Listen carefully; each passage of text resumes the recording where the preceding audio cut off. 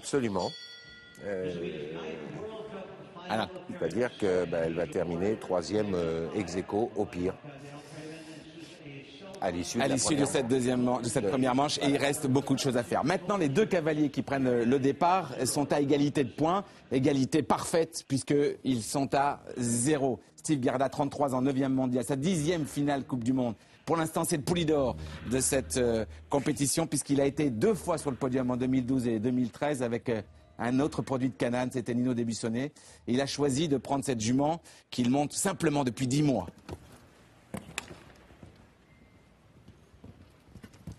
C'est la guerre des nerfs.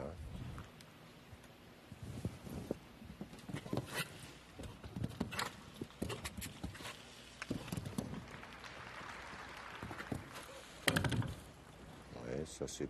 Il en a fait 2-3 des petites touchettes postérieures comme ça hier. Pas très grave, il s'en inquiète pas. C'est un petit peu le défaut des Cananes de temps en temps.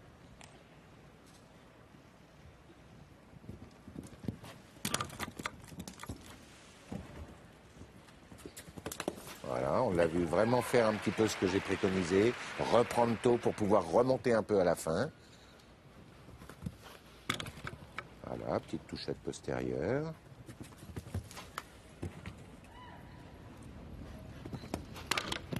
Ouais, là c'était antérieur, mais on s'affole pas. Voilà, il reprend le temps, laisse beaucoup de place.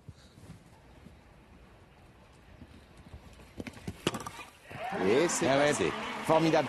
Il le dit, hein, Steve, il me l'a souvent dit, elle est jamais très haute. Oui. Elle fait souvent comme ça des petites notes de musique sur les obstacles, mais ça ne tombe pas. Exactement. Elle sait vraiment ce qu'elle fait. Il y a des chevaux comme ça. Et dans ces cas-là, faut savoir jouer avec ça. Et bon, attention, faut se mettre des boules qui est. Oui, absolument. Voilà. Attention, c'est une très belle opération qu'il est en train de faire parce qu'il conserve son score vierge de toute pénalité. Absolument. Championnat du monde indoor extraordinaire pour Steve Gerda, 5e à la chasse. Il gagne le Grand Prix samedi. Il a l'œil du tigre, je peux vous le dire. Il l'a bien ménagé après Sartogenbosch où il a réalisé une très belle performance avec elle. Il a amené un tout petit peu à Arezzo, puis il l'a gardé bien fraîche et bien en forme. Oui, champion, vous pouvez avoir le sourire et à droite, là, vous voyez sur votre écran, Emma, c'est sa groom qui, elle aussi, commence, et elle a bien raison à y croire. Au jeune Irlandais. Vous l'avez compris, bon, Philippe Gerda a devant lui un boulevard. C'est plus un boulevard, c'est une autoroute. Attention, mais on ne sait jamais. Il a 35 ans, 9e mondial. C'est sa 10e finale Coupe du Monde. Il était 6e en 2005 avec la célèbre Pialotta. Et 2e en 2012 avec Nino. 2e en 2013 avec Nino. Je vous l'ai dit, c'est le pouli d'or de cette finale Coupe du Monde. Il veut la victoire, le champion olympique, avec encore une fille de Canaan. Je n'ai pas souvenir d'un scénario où le dernier à rentrer en piste avait 2 fautes d'avance. C'est assez exceptionnel.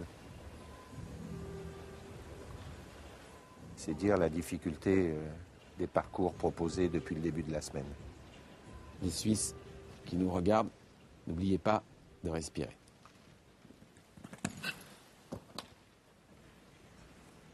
Je pense qu'il a intérêt à suivre son scénario de relâchement, sachant qu'une petite faute ne serait pas dramatique.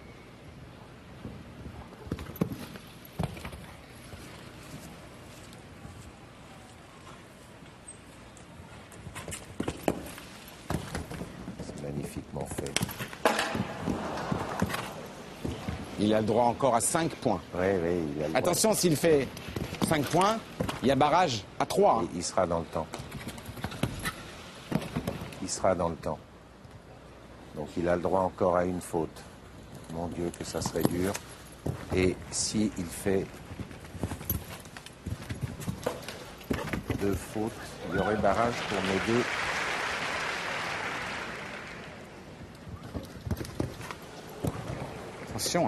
Attention à lui. Ouais, ça c'est bien. C'est gagné. Ouais. Quoi qu'il arrive, c'est gagné parce qu'il est dans le temps. Qui m'a fait... Non! Attention le chronomètre. Oh là là, qu'il a eu chaud. Je dis bien le chronomètre 68. Il vient de faire 76. Il est à la fois satisfait et à la fois déçu parce qu'il est passé trop près de la catastrophe et il le sait.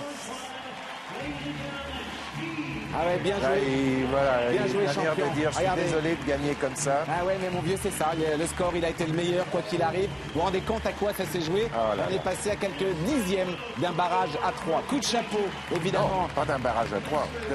Si, à trois. D'un barrage à 2. À 2-2, pardon, avec Pénélope. D'un barrage à 2. Exact, exact.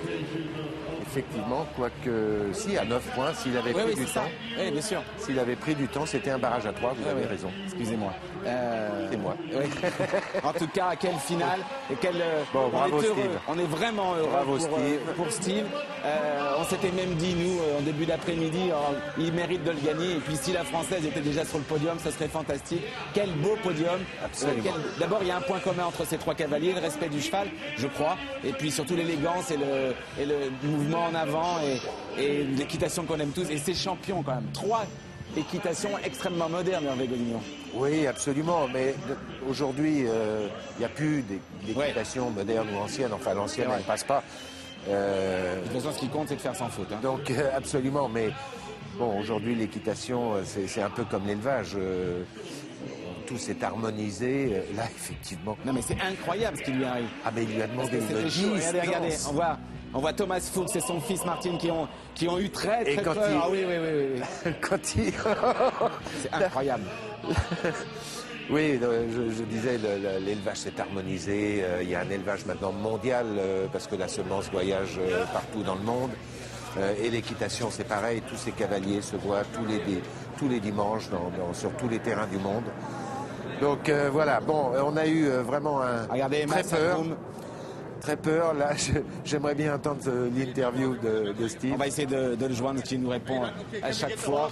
La régie est en train évidemment de tenter tout cela, mais extraordinaire scénario. Bravo donc aux champions. Vous voyez donc la finale Coupe du Monde, Steve Gerda. On peut dire Le meilleur. que, heureusement, qu'il a demandé cette foulée, parce que ça lui a permis d'être juste dans le Ah temps. ouais, c'est incroyable. S'il faisait une foulée de plus, il avait du perdait. temps dépassé. Enfin, il perdait. Et avec une foulée de plus, il pouvait aussi faire la faute Ouais, et c'est perdre la Coupe du Monde. Incroyable. Donc, il savait qu'il avait le droit à une faute, il a sacrifié l'obstacle. Incroyable lucidité parce que on a vu pour la première fois cette finale, le chronomètre est un des éléments Absolument extrêmement, déterminant dans difficiles. la dernière manche. Ouais, bien joué. En tout cas, à Pénélope Le Prévost, qui avec Vagabond de la Pomme, eh bien, prennent tous les deux une très très belle Deuxième place. Deuxième place ex aequo avec le tout jeune Bertrand Bertrand. Mallet. Et deux filles de Canaan sur le podium. Regardez-le s'il est heureux. On va vivre évidemment toute la fin de cette finale. L'époux de Bidzi Maden qui vient féliciter bien sûr le champion. Et sacré bon moment pour le cavalier. Waouh, waouh, waouh. On sent que là, Oui, oui. ça descend dans sa... Bah là, il va digérer. Bon, déjà, il va se dire Poulidor, c'est terminé. Ouais. Hein, maintenant, c'est Anctil. Vous vous rendez compte le palmarès de ce champion, champion olympique et maintenant vainqueur de la finale Coupe du Monde. Ouais, c'est vraiment des cavaliers qui se motivent pour ces échéances, qui se programment pour ça. Et voilà. Vous voyez donc. Et alors, ils mettent Pourquoi Bertrand Mallet 13e? troisième, eh ben, simplement à cause du chronomètre. Pénélope Le Prévost, Vagabond de la Pomme, doit avoir un meilleur chronomètre. Du tout, elle est deuxième. Et le cavalier. Ça, c'est extraordinaire Bertrand qu'elle soit Mallet- plus vite que Bertrand Allen. Ouais, ouais. Alors c'est Troisième. certainement ce qui lui a fait faire sa faute, comme ce qu'on l'a vu à la sortie de piste, dire qu'elle avait le temps de remettre en place. Mais c'est aussi ce qui lui permet de prendre la deuxième place toute seule, si tel est le cas. Ouais, regardez cet homme heureux. Voilà, parce que c'est le billet porte-bonheur. Le billet Oui, porte-bonheur absolument. avec Emmanuel Perrompette très sportivement avec son époux qui félicite évidemment Steve Gerda, pardon. Quel champion, mais quel champion, regardez-le. Ça met du temps, ça, Là, je à peux- pénétrer, ouais, là, je peux à vous dire comprendre qu'il a gagné. Il y a tout qui se mélange. C'est bon, ça y est, je l'ai fait. Mon Dieu, j'aurais pu le rater. Oh, qu'est-ce que j'ai demandé sur le dernier. Et voilà, il doit y avoir des tas de pensées contradictoires.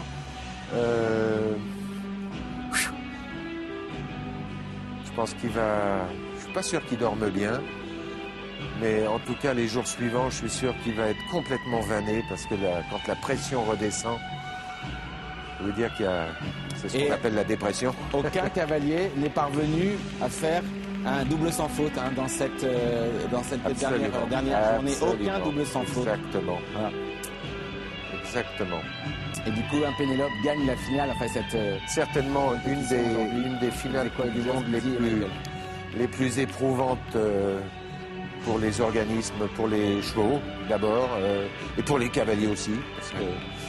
Regardez cette belle image de Steve Gerda.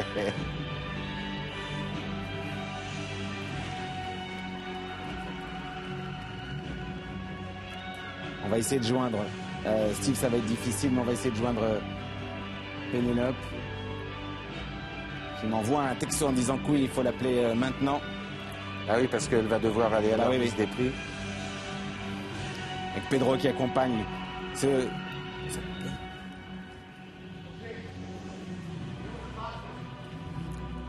Voilà, on est en train de tenter de joindre... Quel va être le scénario maintenant de la remise des prix, parce que il faut aller jusqu'au bout. Hein. Ah ouais, formidable en tout cas. Photo, conférence de presse, ouais, non, pas c'est direct. pour la Live FEI qu'on aura ça dans le prochain magazine FEI, d'ailleurs, qui est retransmis sur notre antenne chaque mois.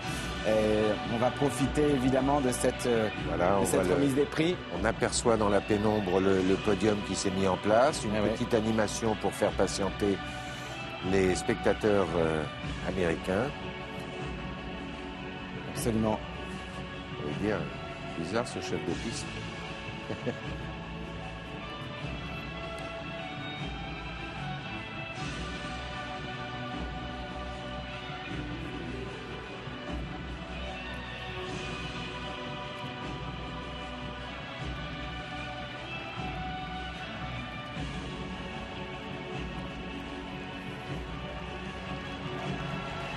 Oui, quand même.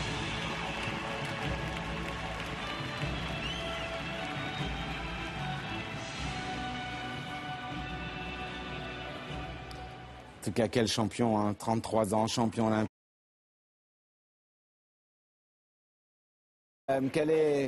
Vous l'avez vu, vous l'avez croisé? Oui, j'ai croisé. Bon, c'est sûr qu'il est fier d'avoir gagné parce qu'il courait après depuis un moment là cette Coupe du Monde. Il était déçu de ne pas avoir une distance sur le dernier obstacle parce que la jument était un peu fatiguée. Il était quand même déçu de ça.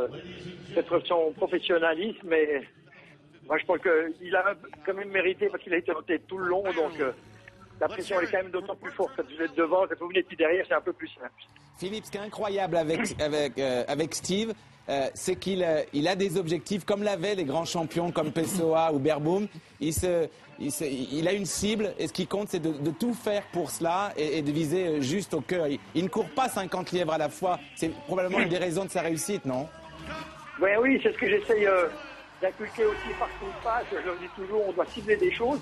Même si on ne les réussit pas, parce que Steve est loin de tout réussir, on doit rester sur ses objectifs et pas se disperser. C'est ça le plus important. Philippe, aujourd'hui, je crois qu'on a vu quand même aussi un autre cheval qu'on connaissait très peu, le cheval de Kevin, qui débute à ce niveau-là, et qui était plus que satisfaisant sa prestation à tous les niveaux. Philippe, vous êtes ému ce soir de la victoire de votre fils? Oui, je suis ému, je suis ému pour lui. Je suis ému, mais bon, il faut toujours qu'il y ait un Gerda devant nous quand même, quelque part. Merci beaucoup, Philippe. On peut dire, Philippe, que tu es un bon éleveur quand même. Merci et bravo pour ces résultats. On va écouter l'hymne national suisse. Merci, Philippe Gerda. Merci.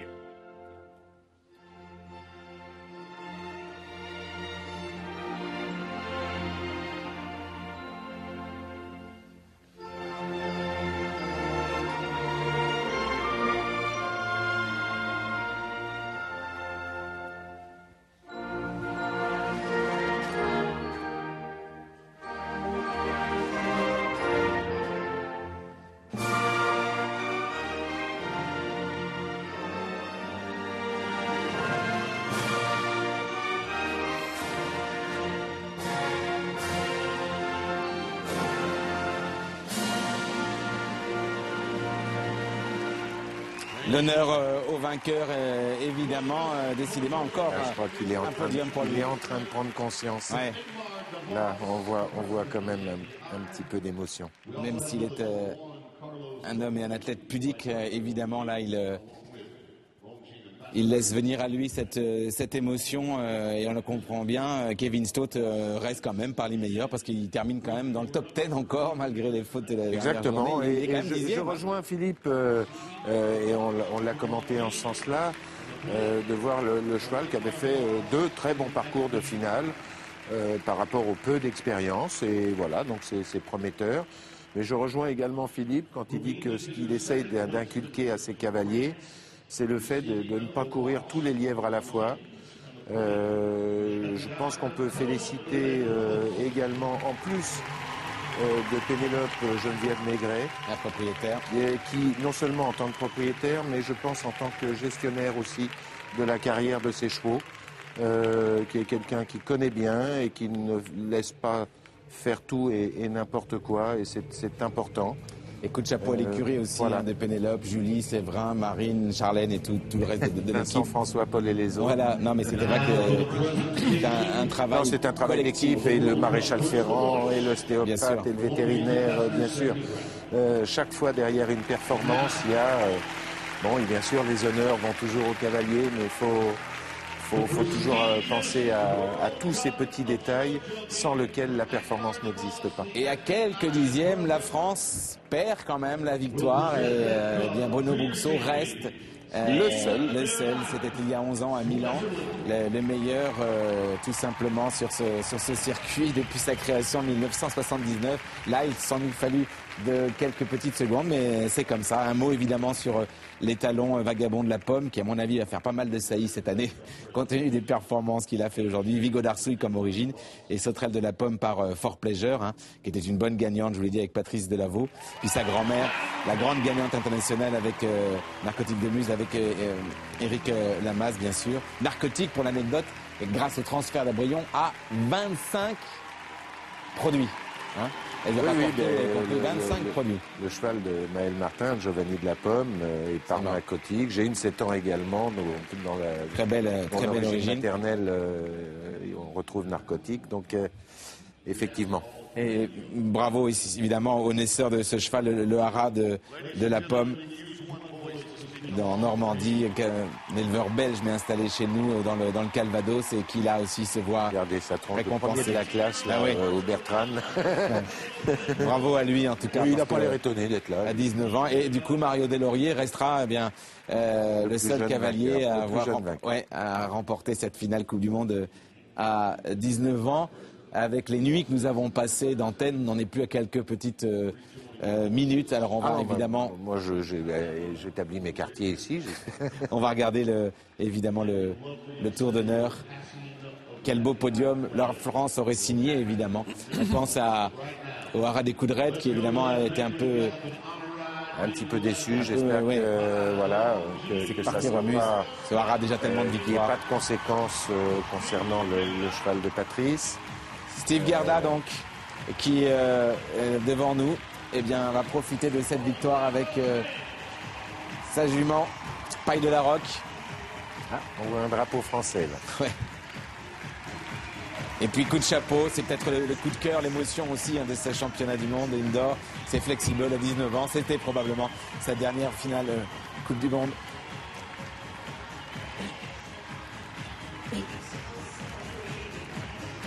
Bon, écoutez, l'Europe est à l'honneur, en tout cas, il faut aussi le noter. Eh oui, 3 Européens sur le podium, en effet. Les Américains n'ont pas tenu. Allez, fais-toi plaisir, Steve. Ah ouais, qu'il en profite, ça y est, là, il se lâche. À plein poumon, tant mieux, bravo. Ça, c'est très bon pour le public. J'adore ça. Il va sauter le podium. Non. Peut-être bien, oui.